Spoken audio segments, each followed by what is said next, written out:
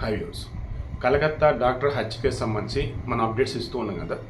ఈ మధ్యలో నన్ను చాలామంది అడుగున్నారు, బద్లాపూర్లో ఒక స్కూల్లో చిన్నపిల్లల మీద ఒకడు ఘోరాతి ఘోరంగా లైంగిక దాడికి పాల్పడ్డాడు సార్, బద్లాపూర్ అంతా కూడా అల్లరలు తట్టుడిగిపోతుంది, అప్డేట్స్ ఇవ్వండి అని.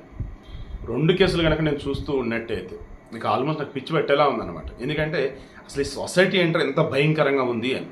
సో కలకత్తాకి సంబంధించిన క్లారిటీ వచ్చాక ఇది ఇద్దామని చెప్పేసి సాగున్నా. ఇదిగో ఇప్పుడు క్లారిటీ ఏమని, సిబిఐలు చేతికి ఇవ్వటం, సిబిఐలు సుప్రీంకోర్టు రిపోర్ట్ ఇవ్వటం, ఆ తర్వాత నేషనల్ టాస్క్ ఫోర్స్ ఇవ్వటం, అండ్ ఆర్జీకర్ మెడికల్ ఆసుపత్రిలో వచ్చేసి ప్రిన్సిపల్ని మార్చడం, అండ్ కలకత్తా పోస్టులు ఎంత దరిద్రంగా ఉన్నారు ఏంటంటే సుప్రీంకోర్టు ఇచ్చడం, ఇవన్నీ జరిగినాయి. ఇక ఆల్మోస్ట్ ఇక సుప్రీంకోర్టు దాన్ని డీల్ చేసింది. అండ్ రాష్ట్రం ఉన్నటువంటి దేశం ఉన్నటువంటి ఆసుపత్రులు కానీ మెడికల్ కాలేజీలు కానీ అందులో చదువుకునే వాళ్ళు కానీ నర్సులు కానీ డాక్టర్లు కానీ వాళ్ళకి ఇబ్బందులు లేకుండా ద బెస్ట్ వాళ్ళు ఉంటారని నా క్లారిటీ వచ్చిన తర్వాత ఇదిగో ఈ కేసు టేకప్ చేసి ఒక జర్నలిస్ట్ దీనికి సంబంధించి చెక్ చేస్తా పోతా అంటూ ఓరు భగవంతుడా. అక్షయ్ షిండే వయసు 24 సంవత్సరాలు, ఇప్పటికే 3 పెళ్ళిళ్ళైన, 3 వాడి దగ్గర లేరు. సేమ్ సంజయ్ రాయ్ ఉన్నాడు కదా కలకత్తా మెడికల్ కాలేజ్ అమ్మాయికి సంబంధించి, సేమ్ వాడే మరలా ఇక్కడ మద పిచ్చి, సెక్స్ పిచ్చి.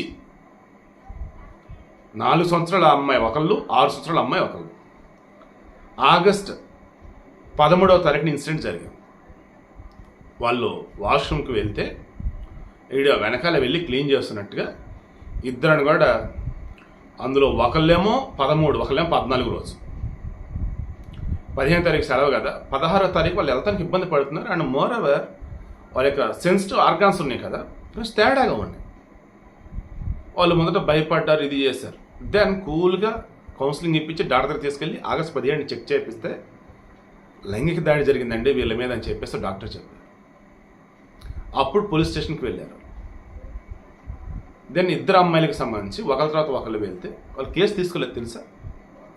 పోలీసులు నిజంగా నా స్వామి రంగా ఎవరైతే ఇటువంటి విషయాల్లో కేసు తీసుకోకుండా డిలే చేస్తూ ఉంటారు, నడి రోడ్డు మీద పెట్టి గొడ్డ లోడ్ చెప్పు తీసుకుని పట్టా పట్టా కొట్టాలి నా కొడుకుల్ని. నేను ఓపెన్గానే అంటున్నా, ఏ డిపార్ట్మెంట్ అయితే ఎంతో ఇష్టం నాకు, ఆ డిపార్ట్మెంట్లోని ఈరోజు ఎంతో దౌర్భాగ్యంగా నీచగా వరస్ట్గా ఉంటున్నారు కొంతమంది పోలీసులు. ఇంత దారుణం అండి. అసలు ప్రజలను కాపాడత కోసం ప్రాణాలు అర్పించి అందరి చేత శభాష్ అనిపించుకుని అందరి చేత సెల్యూట్ చేయించుకున్న పోలీసులు ఉన్నటువంటి ఈ దేశంలో రాజకీయ నాయకులకి, కామాంధులకి, డబ్బునోళ్ళకి పడకలేస్తూ వాళ్ళు ఏది చెప్తే దాన్ని వీళ్ళు కాపాడుకుంటూ ఇది చేసుకుంటే ఇంత దరిద్రం, ఇంత దారుణమా. బద్లాపూర్ అంతా ఈరోజు ఉడిగిపోతుందండి. మహారాష్ట్ర మొత్తం రేపు 24వ తారీఖున ధర్నాకి పిలిపించారండి.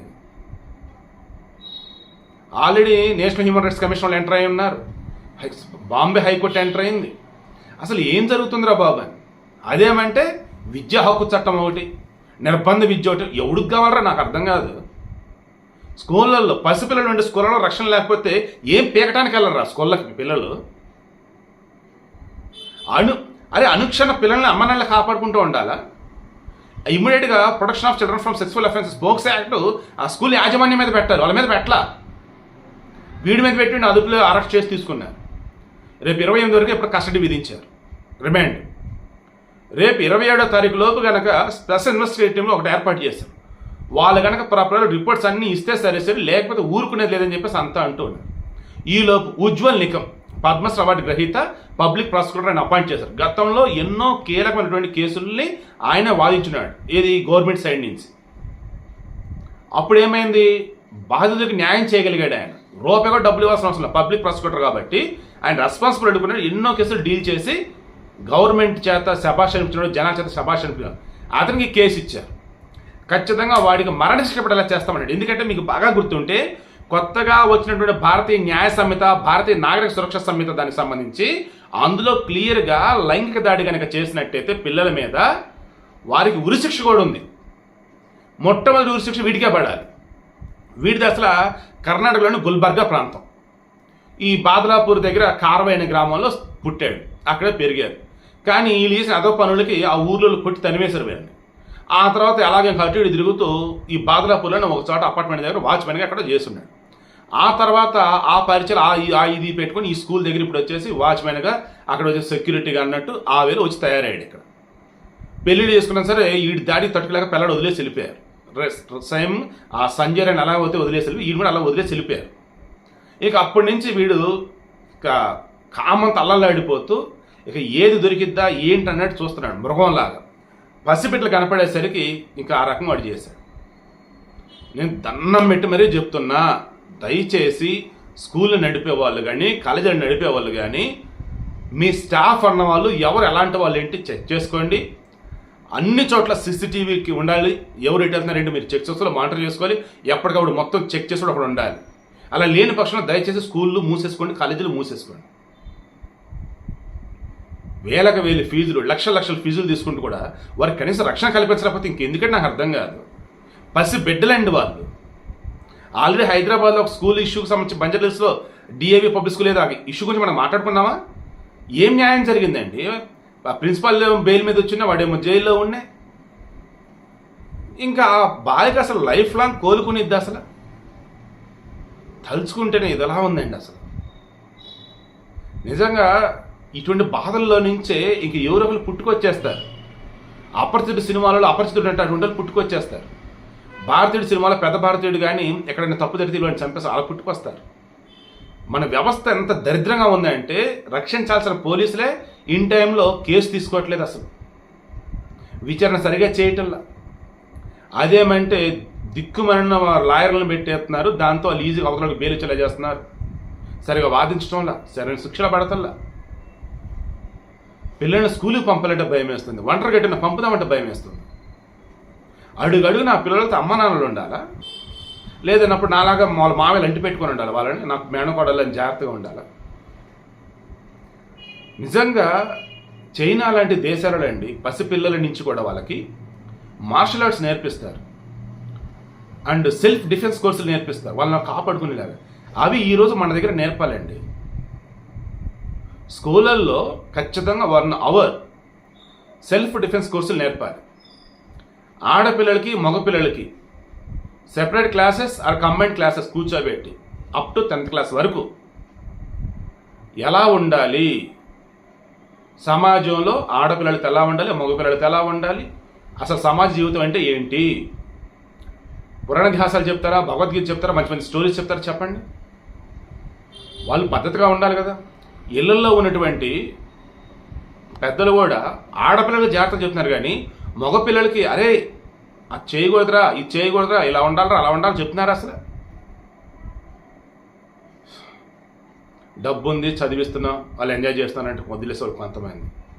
మా వాళ్ళు నరులని వాళ్ళే విడిపిస్తారు అని చెప్పేసి చెలరైపోతూ ఎవడి మీద పడితే వాడి పడి మృగాలు కొంతమంది. చూసారా, ఆ కలకత్తా కేసు మొత్తం స్టడీ చేసి అయిపోయిన తర్వాత ఈ ఇష్యూ టచ్ చేసినా కానీ తెలియకుండానే నేను ఎమోషన్ ఫీల్ అయిపోతున్నా. అండ్ ఆడపిల్లకి అసలు రక్షణ లేదని ఆ దేశంలో నాకు భయం వేస్తుందండి. నాకు ఇదే మహారాష్ట్రలో మొన్న ఇంకొకడు 46 సంవత్సరాలు ఒకడు స్కూల్లో 6 పిల్లలనండి పోర్ని వీడియోలు చూపించి వాళ్ళని ఎక్కడ పడితే అక్కడ తాగుతూ అలా చేశాడు. వాడు టీచర్. సారీ ఏడుపో అన్నట్టు అనలేను కానీ తెలియకుండా ఏదో రకమైన ఎమోషన్ వస్తుందండి, బాధేస్తుంది. నిత్యం ఎక్కడో చోట ఆడపిల్లల మీద దాడులు, అత్యాచారాలు. బంధువులు ఉన్నారు, ఇందులో తెలిసిన వాళ్ళు ఉన్నారు, స్కూల్లో వాళ్ళు. స్మార్ట్ ఫోన్లు వచ్చిన తర్వాత వ్యవస్థ ఎంత దారుణంగా అంటే అంత దారుణంగా చెడిపోయారు. పిల్లలు లేరు, పెద్దలు లేరు, ఎవడ పడతాడు ఆ స్మార్ట్ ఫోన్లో బ్లూ ఫిల్మ్ చూస్తాలు, అశ్లీలంగా ఉన్నటువంటి చదవటాలు, వాయు వరుసలు మర్చిపోతూ నీచమండి. అసలు సిస్టమ్ మొత్తం దారుణంగా తయారైంది. ఉమ్మడి కుటుంబాలు ఎప్పుడైతే చిన్న భిన్నమవటం మొదలయ్యాయో ఇక అప్పటి నుంచి ఎవరితో ఎలా ఉండాలి ఏంటనేది మర్చిపోతున్నారు.